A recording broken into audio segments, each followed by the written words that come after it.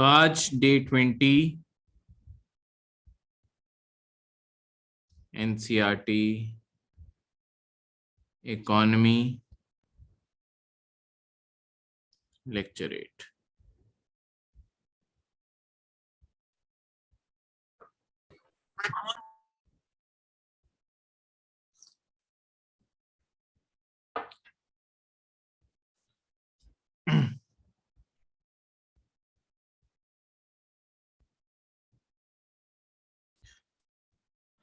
अब NCERT economy lecture 8 हमने last lecture में अपना हेल्थ का टॉपिक, एजुकेशन का, ह्यूमन कैपिटल, उसके बाद हमने रूरल डेवलपमेंट और इंफ्रास्ट्रक्चर के ऊपर थोड़ी सी बात की। आज हमने जो करना है, आज हमारा टॉपिक थोड़ा सा छोटा है। आज हमने जो बात करनी है वो है डेवलपमेंट एक्सपीरियंस के बारे।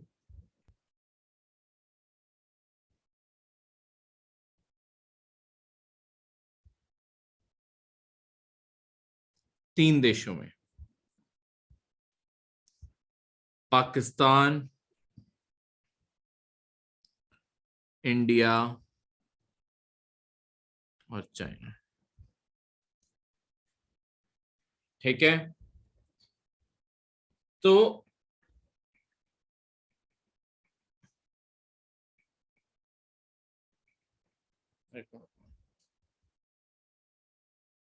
मैं आपको एक इमेज के थ्रू दिखाता हूं।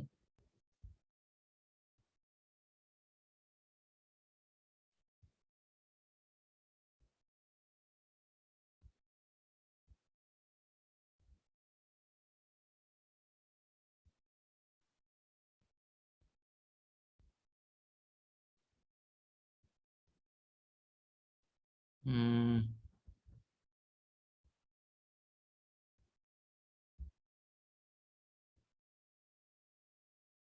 अच्छा, तब तक ये बताओ, क्या लगता है कि सबसे अ, अमीर कंट्री कौन सी थी जब इंडिपेंडेंस आई?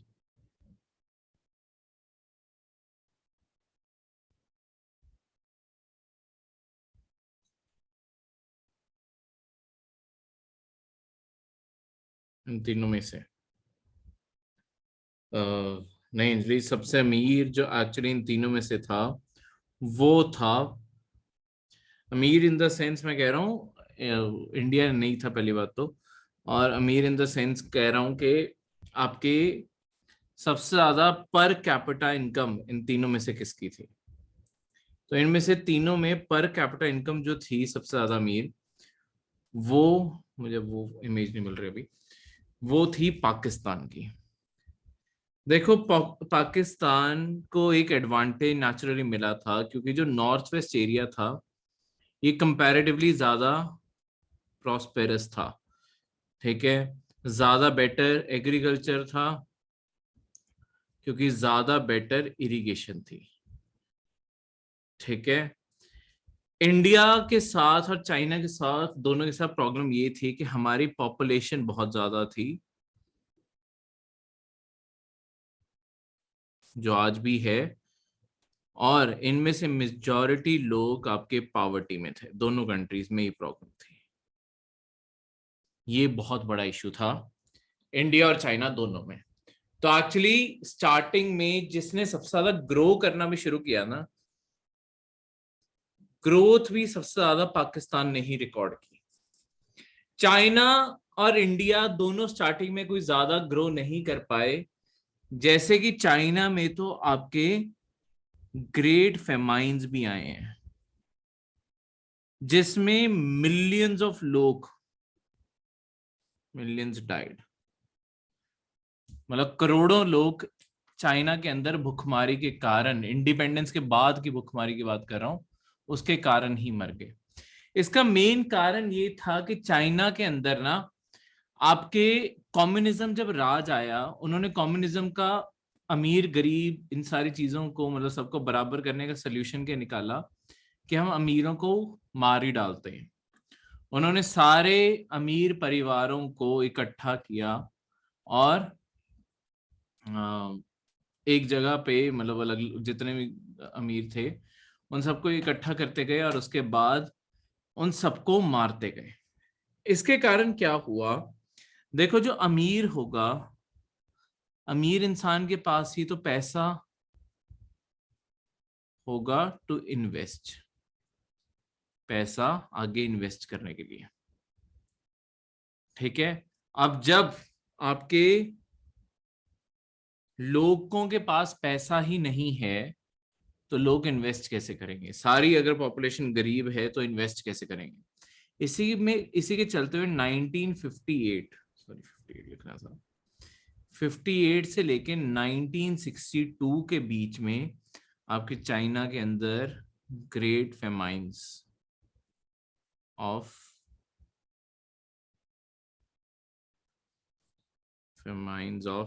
चाइना एग्जिस्ट करते रहे।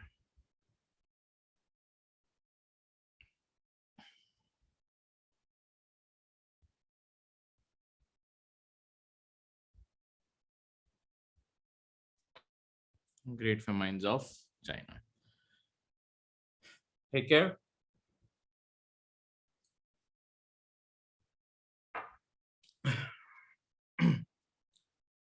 अब ग्रेट फेमाइंस ऑफ चाइना, बहुत लोग मर गए। चाइना अपने कम्युनिस्ट एक्सपेरिमेंट के साथ तब भी आगे चलता रहा, ठीक है। पर बात क्या हुई, एक टाइम के बाद चाइना का एहसास हुआ कि आपके ये रास्ता कामयाब नहीं होना। हाँ जी अंजलि, आज भी चाइना कहने को, ऑन पेपर कहने को आज भी चाइना कम्युनिस्ट स्टेट है, तभी उनका झंडा लाल है, वो सब कुछ। बेसिकली आज भी उनकी पार्टी भी जो रूल कर रही है वो भी कम्युनिस्ट पार्टी ऑफ चाइना ही है, पर अब सिर्फ पेपर पे ज्यादा रह गया है, क्योंकि उन्हें एक टाइम पे एहसास हो गया था, बहुत साल वो स्ट्रगल करते रहे हैं कि ये आपकी जो पॉलिसी है ये कामयाब नहीं होने वाली।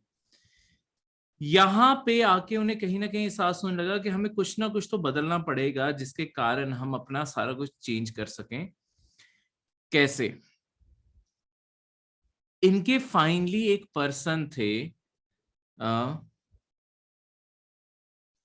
डेंग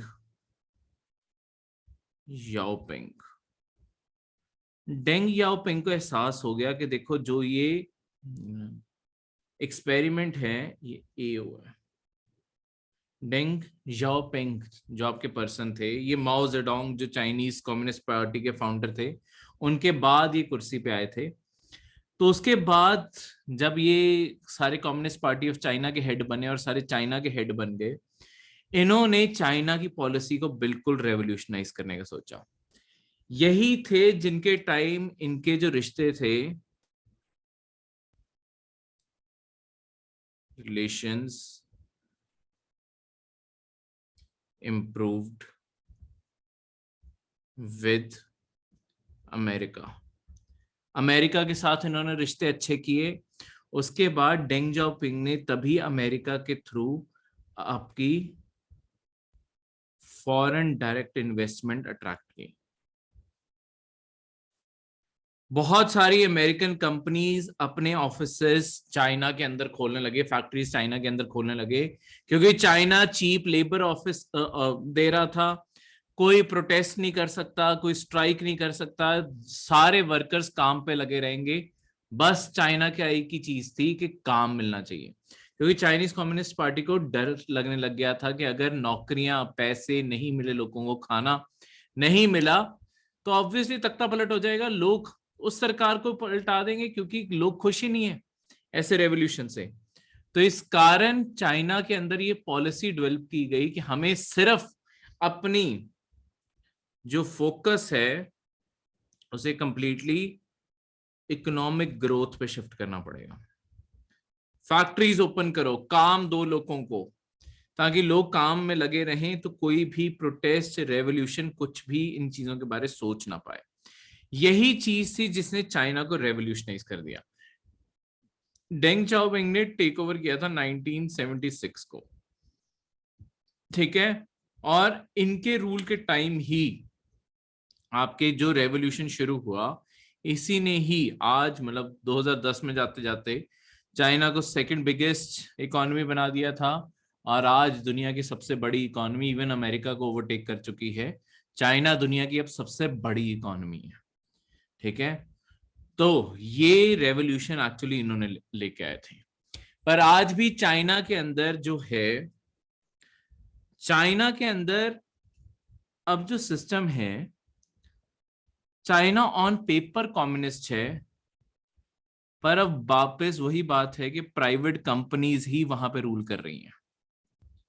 प्राइवेट कंपनीज का ही रूल है, चाहे वो चाइनीज कंपनीज हो, अलीबाबा जैसी कंपनीज दुनिया की सबसे बड़ी कंपनीज बन के बैठी हैं, ठीक है, चाहे उनके अपने लोकल हो चाहे इंटरनेशनली हो, सरकारी कंपनीज का वहां पे कोई ज्यादा बड़ा रोल नहीं है। अब क्लियर है? अब ये चाइना की कंपनीज इतनी बड़ी कैसे राइज होगी? कभी ये वंडर किया कि चाइना की कंपनीज इतनी बड़ी राइज कैसे होगी? देखो, चाइना ने जो पॉलिसी बनाई थी ना, चाइना ने स्टार्टिंग में जब ये 1976 में डाओ जिनपिंग के टाइम आपका काम शुरू किया था, तब ये सारी फॉरेन कंपनीज के लिए ये कंपलसरी किया गया था कि आप खुद डायरेक्टली काम नहीं कर सकते, आपको किसी ना किसी चाइनीज कंपनी के साथ पार्टनरशिप करनी पड़ेगी और पार्टनरशिप करके ही काम कर पाओगे। ठीक है, और वो इस तरीके से पार्टनरशिप थी कि मतलब चाइना के अंदर आपको फ्रीडम 100% मिलेगी, जो मर्जी काम करो, उसके कोई रिस्ट्रिक्शन नहीं है, बस पार्टनर किसी ना किसी चाइनीज कंपनी को बनाना। लॉन्ग टर्म में ये जो चाइनीज कंपनीज थी, इन्होंने टेक्निक सीख ली अमेरिकन कंपनीज से, और बाद में इन्होंने अपनी खुद की प्रोडक्शन लाइन शुरू कर ली। इसलिए चाइना इतने ज्यादा डुप्लीकेट प्रोडक्ट्स भी बनाता है। कई बार ये चाइनीज कंपनी क्या करती थी, ये अपनी एक और ब्रांच खोल लेती थी और वहां पे वो सेम प्रोडक्ट की कॉपीज बनाना भी शुरू कर लेती थी साथ के साथ। इसलिए चाइनीज प्रोडक्ट इतनी जल्दी मार्केट आने लग गए। गवर्नमेंट को भी दिख रहा था कि ये ऐसे कंपनीज कॉपी मार रही हैं, पर गवर्नमेंट को ये दिख रहा था क्योंकि इतने सारे लोगों को जॉब्स मिल रही हैं, जिसके कारण गवर्नमेंट को कोई रेवोल्यूशन का थ्रेट नहीं है, तो सरकार ने चुप रहने का फैसला किया और इनका बल्कि साथ देने का फैसला किया कि हाँ, मार लो कॉपी, जितना मार सकते हो मार लो, ताकि लॉन्ग टर्म में कंपनीज लीडर बन सके। ये जो पार्टनरशिप थी इनके लिए फ्रूटफुल साबित हुई और आज चाइना एक सक्सेस स्टोरी है। ठीक है, अब इंडिया यहाँ पे कहाँ मात खाता है? देखो, इंडिया ने भी वेलफेयर स्टेट के तौर पे शुरुआत की थी, मतलब मार नहीं, इंडिया भी राइज कर रहा है, पर प्रॉब्लम कहाँ पे है? इंडिया चाइना से पीछे कहाँ पे रह गया? हम पीछे इसलिए रहे, जहां पे चाइना ने अपना रेवोल्यूशन प्राइवेट सेक्टर को अट्रैक्ट करने का 1976 में शुरू किया, हमने अर्लीस्ट 1986 के करीब शुरू किया था। तो हमने अपना रेवोल्यूशन ही पहली बात तो 10 साल लेट शुरू किया, और यहाँ पे भी हमारे लिमिटेड रेवोल्यूशन था, हम कोई बहुत बड़े स्केल पे रेवोल्यूशन नहीं करना शुरू किया, क्योंकि राजीव गांधी की सरकार थी, राजीव गांधी को पहले पता था मास स्केल पे प्रोटेस्ट होने लग जाएंगे। जैसी सरकार प्राइवेट सेक्टर, और वो भी फॉरेन प्राइवेट सेक्टर को प्रमोट करना शुरू करेगी और सरकारी कंपनियां बंद करना शुरू करेगी, तो वही वोट्स को प्रायोरिटी रखते हुए लिमिटेड तौर पे बस इंडिया के अंदर कुछ टेलीकॉम और आईटी सेक्टर की शुरुआत हुई है। ठीक है, यही आपके साल थे जब आपके एक्चुअली अगर तुम देखोगे ना, जो इन्फोसिस है, वो सारी इन्फोसिस इन्हीं सालों में शुरू हुई है इंडिया के अंदर। 1988 में मेरे ख्याल से शुरू हुई है, 1987 या 88 में शुरू हुई है, क्योंकि इंटरनेट इंडिया के अंदर पहली बारी जो आईटी, कंप्यूटर्स, टेलीकम्युनिकेशन, इन सारी चीजों की जो सबसे पहली शिपमेंट्स इंडिया में इन्हीं सालों में आनी शुरू हुई। सुपर कंप्यूटर इंडिया में पहला आया, ऐसी सारी चीजें इस टाइम पे आनी शुरू हुई। तो हम 10 साल पीछे थे, और ये भी हम लिमिटेड चलते रहे। हमारा मेन रेवोल्यूशन जाके 1991 में हुआ। ठीक है, ये इंडिया का कंपैरिजन कर रहे हैं हम चाइना से। ठीक है, तो इसके कारण इंडिया बहुत साल जो लेट रेवोल्यूशन है ना हमारे यहाँ पे, हमारे एक तो लेट रेवोल्यूशन, दूसरा हमने जब 1991 में रेवोल्यूशन किया भी, हमारा मैन्युफैक्चरिंग सेक्टर कभी टेक ऑफ नहीं किया, नेवर इन फोकस, बल्कि चाइना ने मैन्युफैक्चरिंग सेक्टर कैप्चर करने पे ही जोर लगा दिया। हमने ये देखा कि हमारे यहाँ पे सर्विसेज, ऑब्वियसली सर्विस सेक्टर सबसे ज्यादा पे करता है, सर्विसेज को प्रमोट किया जाए, ठीक है। पर सर्विसेज में क्या है, एक तो कम जॉब्स होती हैं, इनका मेन फोकस ही ये था कि ज्यादा से ज्यादा लोगों को नौकरियां देनी है इंडिया के अंदर। इसी कारण गरीबी चाइना से अभी भी ज्यादा है, क्योंकि हमारे यहाँ पे चाहे हाई पेइंग जॉब्स है पर वो कम है। चाइना के अंदर मैन्युफैक्चरिंग जॉब ज्यादा, 10 बंदों की जगह, जैसे आईटी सेक्टर अगर हायर करेगा 10 लोगों को हायर करेगा, मैन्युफैक्चरिंग हायर करेगी 100 लोगों को हायर करेगी, तो ऑब्वियसली 90 लोगों को तो और नौकरियां मिल रही हैं। तो इस तरीके से ज्यादा ग्रोथ, ठीक है। क्योंकि वैसे भी जो एक डेवलपमेंट कर्व हमेशा हर देश में देखा गया है ना, वो डेवलपमेंट कर्व इस तरीके से देखा गया है कि हर देश सबसे पहले ग्रो करता है अपना एग्रीकल्चर सेक्टर। एग्रीकल्चर, माइनिंग, ये सारी चीजें बढ़ेंगी जहां पे तुम रॉ मटेरियल सप्लाई करना सीखते हो। उसके बाद तुम आते हो अपने कंट्री की मैन्युफैक्चरिंग सेक्टर को ग्रो करने पे, जहां पे तुम्हारी प्रोडक्शन बढ़ती है, और फिर तुम सर्विस सेक्टर की तरफ आते हो। ये ज्यादातर दुनिया में यही ग्राफ फॉलो किया है। अमेरिका हो गया, यूरोप की ज्यादातर कंट्रीज हो गई, जापान हो गया, हर कंट्री ने यही ग्राफ फॉलो किया है। पर इंडिया की यहीं पे प्रॉब्लम आती है कि हम एग्रीकल्चर से डायरेक्टली सर्विसेज पे शिफ्ट करके, हमने कभी manufacturing as a base create करने की कोशिश ही नहीं की। इसी कारण हमें इतने ज्यादा बाहर से इंपोर्ट आज भी करने पड़ते हैं। इसी कारण अब गवर्नमेंट इतने सालों से अब मेड इन इंडिया पे इतना ज्यादा ध्यान दे रही है, ठीक है। ताकि जिसके चलते हुए अब आपकी एक सरकार की स्कीम बहुत ज्यादा कामयाब हो रही है, प्रोडक्शन लिंक्ड इंसेंटिव्स, इस शॉर्ट में पीएलआई कहते हैं, जहां पे आपकी सरकार जो भी सामान बनाने के लिए कंपनीज इंडिया के अंदर तैयार हो रही है, उन्हें टैक्स इंसेंटिव्स और चीजें ऑफर कर रही है, ताकि हर पर्सन इसके साथ जुड़े, इस रेवोल्यूशन के साथ, और ये मैन्युफैक्चरिंग सेक्टर और ज्यादा ग्रो करे। तो ये सारी चीजें यहाँ पे इसलिए बढ़नी शुरू हुई, ठीक है। तो इस तरीके से ये सारी की सारी चीज, कोई भी डाउट यहाँ पे किसी भी टाइप का?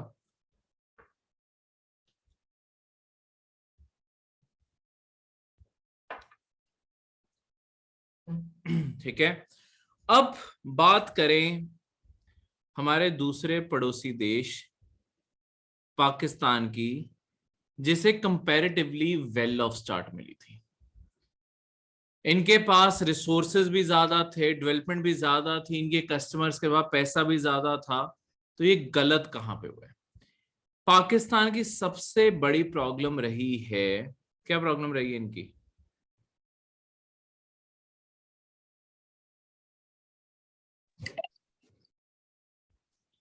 Political instability. प्रॉब्लम क्या है, और आपने ये बहुत बारी चीज सुनी भी होगी आज तक। हाँ बिल्कुल, एक चीज तो इनकी बार बार मिलिट्री की दखलंदाजी, मिलिट्री कू होते रहे हैं, मिलिट्री तख्ता पलट करती रही है एक तो इनका, और इसी के कारण आज तक no Pakistani prime minister has completed 5-year term. कोई भी ऐसा पाकिस्तानी प्राइम मिनिस्टर पूरी पाकिस्तान की हिस्ट्री में एक प्राइम मिनिस्टर नहीं हुआ जिसने अपना 5 साल का पीरियड पूरा कर लिया हो। 5 साल से पहले पहले उसकी सरकार गिरा दी जाती है। कौन गिराता है? मिलिट्री। क्यों? क्योंकि उन्हें पॉलिसी पसंद नहीं आती, वो प्राइम मिनिस्टर को ही हटा देते हैं, ठीक है। तो इतने पावरफुल इंस्टीट्यूशन, तो इसके कारण क्या होता है, फिर मतलब दोबारा से इलेक्शन पे ले जाते हैं या कुछ भी करते हैं। इसी कारण इनकी जो पॉलिटिक्स है ना, वो हमेशा एक शॉर्ट साइटेड पॉलिटिक्स रह गई है।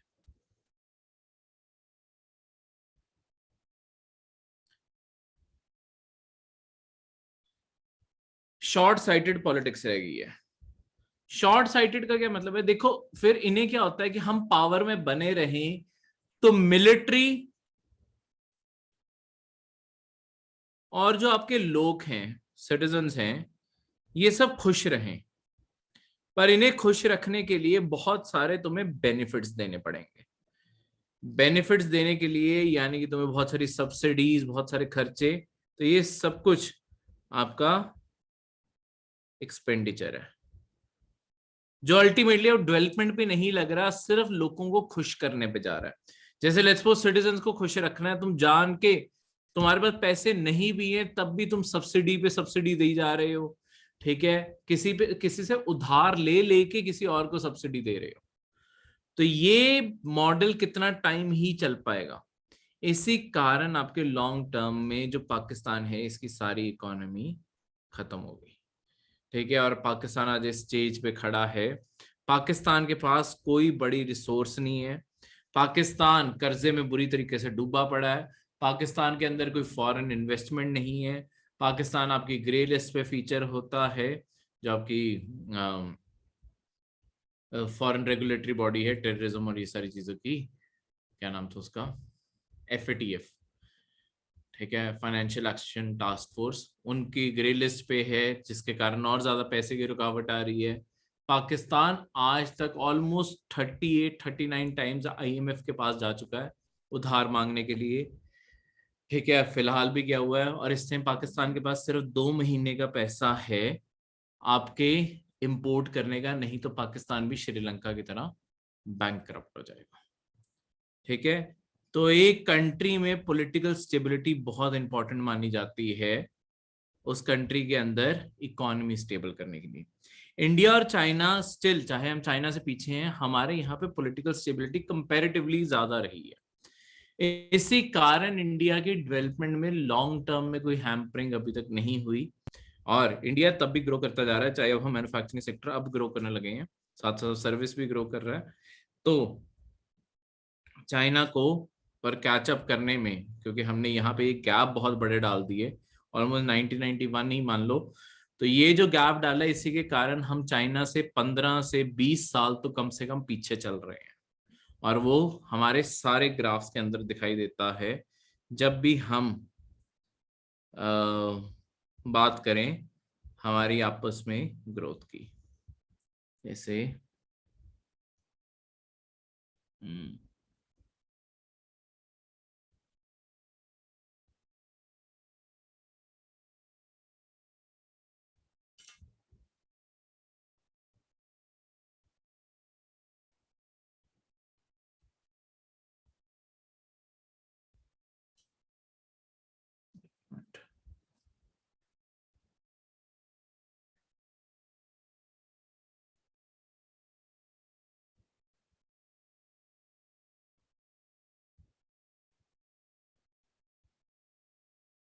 ये देखो, ये जो फिगर है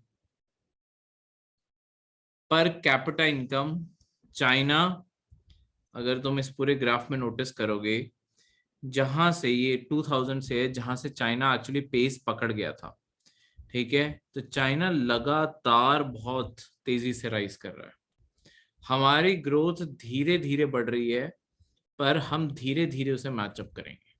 ये गैप काफी वाइड है अपने आप में, इसे गैप को कवर करने में ही हमें 15 से 20 साल, अगर चाइना ग्रो करना बंद करे तो 15 से 20 साल लगेंगे, नहीं तो ऑब्वियसली वो गैप तो चलता जा रहा है, ठीक है। तो इस कारण तभी एक्सपेक्टेड है कि कहीं 2070 2080 तक जाके इंडिया शायद टॉप ऑफ द लेडर पहुंच पाएगा, तो अभी काफी दूर है मंजिल, ठीक है। इस तरीके से क्लियर है। तो आज सिर्फ ये कंपैरिजन वाला पोर्शन था, क्योंकि इसके बाद दूसरी इकॉनमी शुरू होगी, जिसके अंदर हम GDP GNP ये सारे फिगर स्टडी करना शुरू करेंगे, फिर मॉनेटरी फिस्कल पॉलिसी उनके बारे पढ़ेंगे, और फाइनली करेंसी। तो आपके ऑलमोस्ट 4 लेक्चर और लगेंगे, इकॉनमी जल्दी खत्म हो जाएगी, तो हमारे पास एक्स्ट्रा लेक्चर बचेंगे हिस्ट्री के लिए, फिर हिस्ट्री हम डबल डबल पढ़ना शुरू करेंगे, ठीक है। तो ये था ये लेक्चर।